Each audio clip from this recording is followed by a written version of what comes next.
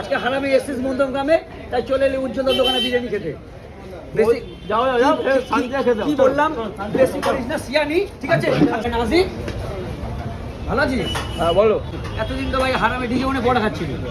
আরামের দুজন হ্যাঁ মানে ডেনে চলে পড়া খেয়ে মানুষ হয়ে গেলি, আজকে উজ্জ্বলদার দোকানে উজ্জ্বলদা ফ্রিতে বিরিয়ানি খাচ্ছিস। বললে হলো, আমি প্রতিদিন গেছি নাকি? তুমি তো গেছিলে, মনে আছে? সেই দিনের জলের পরোটা খেতে। আমি গিয়েছিলাম কারণ পরোটা আমি গিয়েছিলাম ডিজে ওর হচ্ছে তোর বাংলা খেয়ে জমা পড়ে গেছিল, বুঝলি তো?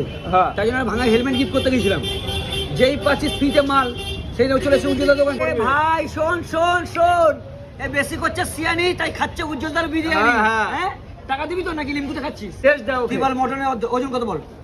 কত ওজন হবে এটা? বল। এটা আমি কি বড় বলবো? যে ও কার্তিক দিকে আসো, বলো ওজন বলো। 200 গ্রাম মটন, 200 গ্রাম। কত?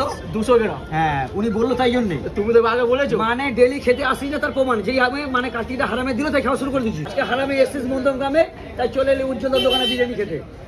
বেশি যাও শান্তিতে খেতে। কি বললাম, বেশি করিস না সিয়ানি, ঠিক আছে? খাচ্ছিস উজ্জ্বলদার বিরিয়ানি, চুপচাপ খা। এই না গিলবি শান্তিতে খেতে। খা, খা, খা, খা, খা।